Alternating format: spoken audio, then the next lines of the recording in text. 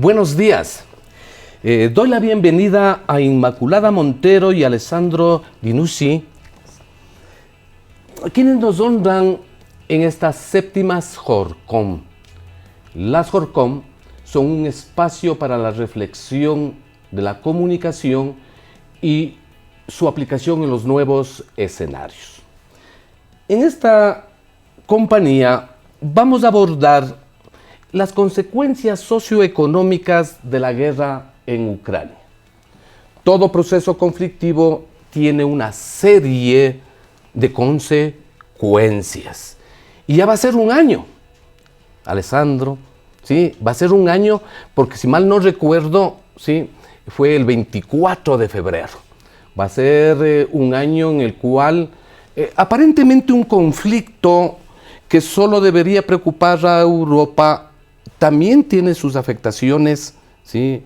Acá en América Latina, ¿sí? Inmaculada, a ese respecto, ¿sí? ¿Cuál sería tu aporte? Y reitero, bienvenida a la Universidad Politécnica Salesiana. Hola, muchas gracias, Magro, muchas gracias por la invitación, por haber acogido a la Unión Europea para compartir con vosotros brevemente una reflexión sobre lo que yo llamo, más que una guerra, me gustaría hacer una aclaración semántica. Es una invasión que ha provocado una guerra, pero yo creo que vamos más allá de lo que es una guerra entre vecinos. Es una invasión a un país soberano, que es un país, además, amigo de la Unión Europea. Entonces, realmente empezamos ya por un gran shock para Europa, de ver una guerra de tales dimensiones a las puertas de Europa y una guerra de una invasión a un país vecino. Creo que vamos a elaborar más tarde lo que son las amplias consecuencias, pero creo que debemos partir de la idea de que es el segundo shock que el mundo ha vivido, porque, como tú bien has dicho, no es un problema solo de Europa, sino que es un problema del mundo, tener un país y una invasión a un país democrático por parte de un país que no lo es.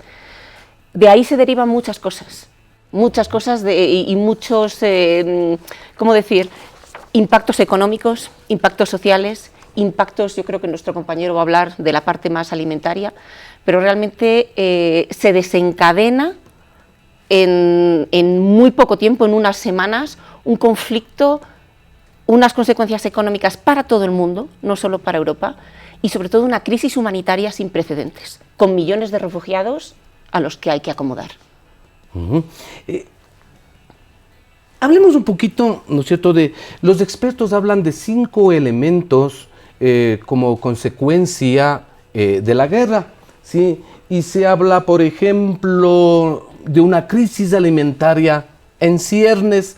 Esta crisis alimentaria en ciernes, ¿no es cierto?, parte del criterio de que Ucrania es uno de los mayores graneros del mundo, ¿sí? Y a partir de esto, este país europeo produce alrededor de la mitad del aceite de girasol, si no me equivoco, el 15% de maíz y el 10% del trigo del mundo. Donde el trigo de Ucrania se exporta más, ¿no es cierto?, tiene que ver con Egipto, Indonesia, Bangladesh, Turquía, Yemen, Filipinas, Marruecos, Túnez, Libia y Etiopía, ¿sí? Pero un poco, ¿no es cierto?, este conflicto, y habrá algún otro espacio para debatir en qué mismo consiste, ¿no es cierto?, ¿sí? Te pregunto,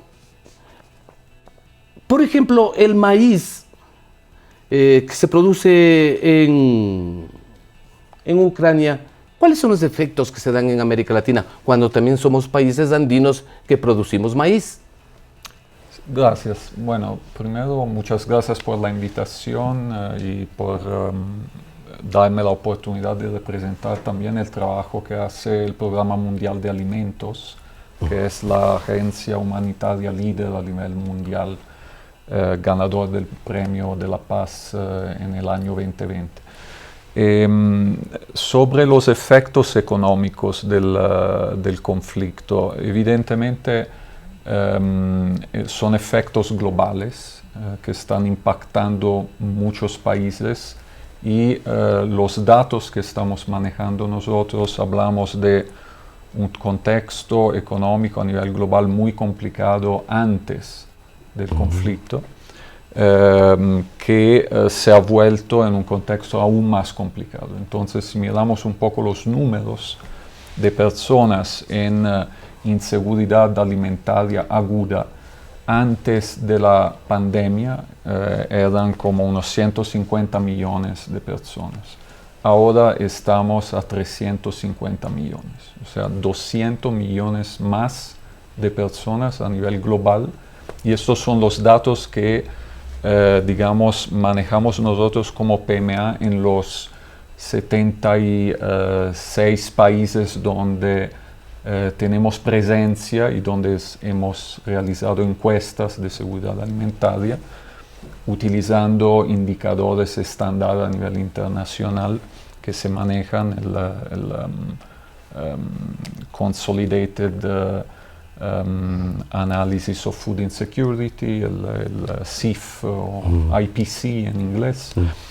Entonces, una situación muy grave, o sea, con efectos dramáticos. Lo vamos a ver más a detalle más adelante, pero hay una crisis inflacionaria a nivel global, hay una crisis de logística, de cadena de suministro. Hay varios elementos que están jugando, se están interconectando, y obviamente el conflicto ha sido como, digamos, echar leña al fuego. Entonces, una situación muy complicada desde el punto de vista de la seguridad alimentaria a nivel global, que se ha vuelto en una situación dramática y sin precedentes. Después vamos a ver un poco el paralelo con la crisis del 2008, que ha sido también un periodo interesante desde este punto de vista, pero evidentemente sí, la producción, claro, hay una producción importante de Rusia, tanto de Rusia cuanto Ucrania, en varias materias primas, lo vamos a ver, repito, más a detalle en la presentación, y claro, esto de un lado y del otro tiene un impacto, porque tanto a nivel de restricciones en términos de exportación, cuanto evidentemente con el conflicto y la situación que está viviendo Ucrania, muy dramática. Nosotros como PMA estamos asistiendo cada mes a unos 3 millones de personas en inseguridad alimentaria en el país, y es una situación, la verdad, muy, muy difícil, ¿no? Claro, cuando tú enuncias la inseguridad alimentaria, para nosotros, ¿ciertos? Los bloques del tercer mundo, países en vías de desarrollo nos llaman, ¿sí? Esto de la hambruna siempre asociábamos solo con el África, el centro africano y todo eso, ¿no? Pero ya vamos también sintiendo por acá, por América Latina, ¿sí? Y teniendo una riqueza geográfica y todo eso. Pero enunciabas esa masiva ola de refugiados, ¿sí? Que provoca este conflicto, ¿no es cierto? Desde la invasión rusa hay, de acuerdo a las estadísticas, 6.8 millones de ucranianos han huido de su país, ¿sí? Junto con al menos 7.7 millones que han sido desplazados internos. O sea, ¿cómo diferenciar qué es de eso de los desplazados internos y qué es de eso, sí, de la migración ya involuntaria? Bueno, gracias. Creo que es relevante hacer la distinción. O sea, un desplazado interno es aquel que se mueve dentro de su país. Sale de una zona de guerra y se mueve a una zona presumiblemente más estable, más segura. Eso es un desplazado interno. Un migrante es el que sale de su país forzado por un conflicto o por otras razones y tiene que cruzar una frontera, tiene que buscar refugio en un país, ya sea vecino o incluso atravesar miles de kilómetros y buscar refugio en otro país. Los dos están en situación de vulnerabilidad. Los dos están desarraigados de lo que es su trabajo, su red social, toda su vida se vuelve patas arriba. Tanto si te desplazas a 500 kilómetros o a 200 como si te desplazas a 5.000. Claro, pasar una frontera es un paso más difícil porque necesitas o un visado o necesitas un estatus de refugiado. Yo no soy especialista en eso porque hay una agencia de Naciones Unidas que se ocupa de los refugiados. Lo que sí que te puedo comentar es que nosotros, como Unión Europea, hemos activado todos los mecanismos de ayuda humanitaria además de una manera muy rápida para lo que es la Unión Europea, que normalmente toma bastante tiempo en hacer las cosas, y hasta ahora se han invertido 523 millones de euros solo en ayuda humanitaria, tanto para los internos, los desplazados internos, como para los migrantes que han tenido que buscar refugio en países como Polonia, que se ha visto desbordada, y otros países vecinos que han acogido de una manera muy rápida y muy desinteresada a los vecinos ucranianos que han tenido que salir de su país. Vamos avanzando, ¿no es cierto? Sí, nos aproximamos acá en América Latina, estamos con una temporalidad de invierno, ustedes ya se habrán dado cuenta, lluvias permanentes, frío permanente. Y me supongo que en Europa están ingresando o ya están en un clima en donde la energía es fundamental, y este conflicto, ¿no es cierto?, tiene un gran patrocinador alrededor de lo que yo conozco, ¿no es cierto?, sí, de la entrega de energía a los países europeos. Hasta la guerra, Rusia había sido una importante fuente de energía para el resto de Europa. Eso sabemos en la actualidad, ¿sí? ¿Cómo van a suplantar en este momento, ¿sí?, esta crisis energética que me supongo Rusia también está limitando? Bueno, sobre el tema energético no es mi tema, honestamente.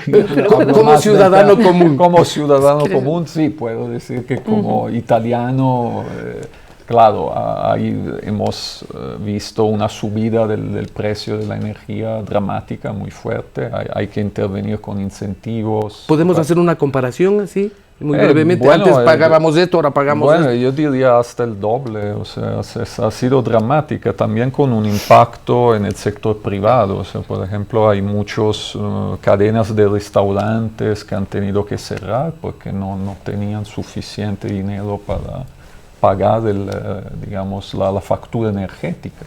Entonces, el impacto ha sido muy fuerte, tanto a nivel de población en general, cuanto a nivel de economía y de sector productivo. Entonces eso definitivamente es un tema. Y desde el punto de vista, digamos, humanitario, claramente pensando un poco a América Latina, también hemos visto un impacto fuerte, por ejemplo, sobre el tema del precio, del costo de los fertilizantes. O sea, el costo básicamente en 2 años ha triplicado, y es un insumo fundamental, como sabemos, ¿no?, en el proceso de producción agrícola. Entonces, lo que nos preocupa mucho desde el punto de vista de la seguridad alimentaria es que ahora nos enfrentamos a una crisis de asequibilidad. O sea, las personas en pobreza no tienen acceso económico a una alimentación adecuada y nutritiva. Lo que puede venir es una crisis de producción, entonces de disponibilidad. Entonces eso es el tema, porque evidentemente el impacto, por ejemplo, de un fertilizante que me cuesta 3 veces más, significa que voy a invertir menos y la producción va a ser menor. Entonces hay toda una serie de consecuencias que vamos a ver este año, el próximo año, desafortunadamente. O sea, esto no es una situación que se va a resolver pronto. O sea, todos los analistas dicen que es algo que va a seguir. Te veo que estás deseosa de colaborar con la respuesta a esta pregunta. Verás, es que dentro de lleno, es una pregunta que va de lleno a la presentación que tenía preparada para vosotros. Entonces, realmente, la crisis energética es la crisis número 1 en Europa. La invasión rusa ha transformado absolutamente las prioridades de la Unión Europea. Ahora mismo tenemos 2. Una es la crisis energética y la otra es la crisis a nivel de cómo luchar contra el cambio climático. Y eso no era así. Hace unos años realmente eran políticas importantes, pero no estaban en el centro de las prioridades estratégicas de la Unión Europea. Hoy por hoy, la crisis energética es la crisis número 1 a la que tenemos que dar solución. ¿Por qué? Porque, como tú decías, ahora mismo prácticamente hemos cortado las importaciones de gas y de petróleo rusas, no enteramente, porque no podemos prescindir rápidamente o tan rápidamente del petróleo ruso y del gas ruso, pero ya os voy a dar unos elementos en la presentación. Por ejemplo, hay un 90% del petróleo ruso que ya no se importa, salvo el que viene por oleoducto, y es una excepción. Y Alemania y el otro país es Polonia, han decidido el 1 de enero cortar todas las importaciones que vienen de uno de los oleoductos de importaciones de petróleo ruso. Eso significa que el petróleo que no viene de Rusia y el gas que no viene de Rusia tiene que venir de otro sitio. Así, es así de clara la ecuación. Si no viene de Rusia, ¿de dónde viene? Pues de todo el mundo que no es Rusia. Y en eso nuestros primeros aliados son nuestros países amigos. ¿Cuáles son nuestros países amigos? Fundamentalmente con los que tenemos acuerdos comerciales. Ecuador es uno de ellos. Y muchos otros en América Latina. No olvidemos que América Latina es la región del mundo que tiene más acuerdos comerciales firmados con la Unión Europea. Nos falta Mercosur, pero estamos trabajando en ello. Entonces, nuestra gran preocupación, y la número uno, es el gas. Luego el petróleo, pero curiosamente el problema número uno es el gas. ¿Dónde encontramos el gas? Fuera. Ahora mismo lo estamos importando de Estados Unidos, y no barato. Y lo estamos importando de aquel que nos lo vende, cualquiera que no sea Rusia. Claro, que va más allá. El petróleo está en muchos más sitios, está más repartido. Hay países en América Latina que exportan petróleo. A estos países nos vamos a dirigir. Y de hecho ya hemos iniciado unas discusiones preliminares con el gobierno de Ecuador. Ecuador produce petróleo. No lo produce en cantidades suficientes ni en calidad suficiente. Entonces el diálogo es cómo iniciamos un plan para que haya más producción, en concreto en Ecuador, de petróleo, de mayor calidad y que pueda ser exportada a la Unión Europea. Enuncias la necesidad, ¿no es cierto?, de, como consecuencia de este conflicto bélico, la necesidad de crear alianzas estratégicas, ¿verdad? Sí, alianzas estratégicas en donde aparecen nuevos bloques geopolíticos, económicos del este y del oeste, con Rusia y China de un lado, y por el otro lado la Unión Europea y los Estados Unidos, ¿sí? Desde esa perspectiva, ¿qué papel jugamos nosotros los latinoamericanos? No es una pregunta o sea, yo represento Naciones Unidas. Ya. Entonces no entro en cuestiones de geopolítica, de bloques, de manera muy transparente, se lo digo. O sea, yo puedo hablar del tema de la inseguridad alimentaria y de la consecuencia global, pero el posicionamiento político de cada bloque, país, digamos, creo en el multilateralismo, entonces en el poder de poder resolver los problemas, los temas, los conflictos a través de una negociación. Evidentemente, este es el planteamiento que tenemos como Naciones Unidas, pero no iría más allá de eso. Ya, perfecto. Sí, estas negociaciones amparados en el discurso de la paz, ¿cómo entender la paz en medio de un conflicto bélico? Es una pregunta difícil, realmente estamos hablando de dos opuestos. O sea, la paz es justo todo lo contrario a un conflicto bélico y a una guerra. Yo iría más de cómo promover la paz. Y curiosamente, promover la paz, curiosamente, pasa por tener mayor capacidad defensiva. No es una idea que salga inmediatamente, pero si uno quiere mantener la paz, necesita tener un equilibrio geopolítico. Hasta ahora, la Unión Europea ha sido uno de los grandes bloques en el mundo defensora de la paz, defensora de la libertad, la democracia, el Estado de Derecho y los derechos humanos. Es el moto, es nuestra razón de ser, el mantener estos principios.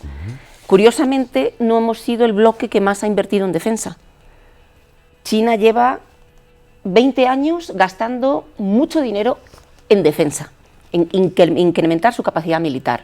Los Estados Unidos lo han hecho desde siempre, son una gran potencia militar, vende armas, bueno, muchos países venden armas, no solo los Estados Unidos, pero tradicionalmente han invertido muchísimo en defensa. La Unión Europea ha sido un bloque pacífico que ha invertido menos. Eso va a cambiar. De hecho, hay un presupuesto nuevo equivalente a un 2% del PIB de toda la Unión Europea, que se va a invertir en defensa. Porque si no podemos defendernos, estamos expuestos. Y esa, curiosamente, es una manera de promover la paz, de crear unos equilibrios necesarios para que nadie tenga ganas de invadir al país vecino, porque sabe que le va a costar muy caro.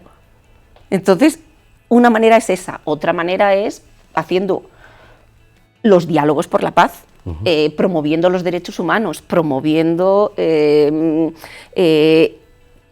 alimentando el discurso sobre el Estado de Derecho, creando posibilidades para elecciones libres, ayudando a los países a que realmente consoliden una democracia. Hasta ahora, la democracia, no siendo perfecta, sigue siendo el mejor modelo que tenemos para evitar las guerras. Tener unas elecciones, tener una alternancia democrática, todo eso trabaja en favor de la paz. Y esa es una de las razones de ser de la Unión Europea. Quiero agradecerte, Inmaculada y Alessandro, sí, por la presencia de ustedes en este espacio y comprometerles, ¿sí? Porque ya ven, el tiempo nos ha quedado cortito y tenemos muchas cosas que hablar, muchas cosas que dialogar en busca de esa tan ansiada paz para el desarrollo de los pueblos y de los individuos que integran esos estados-nación, ¿sí? Invitarles a continuar, ¿sí?, en las séptimas jornadas de comunicación, ¿sí?, y a conectarse en nuestros canales digitales que nos transmiten cada evento. Buen día.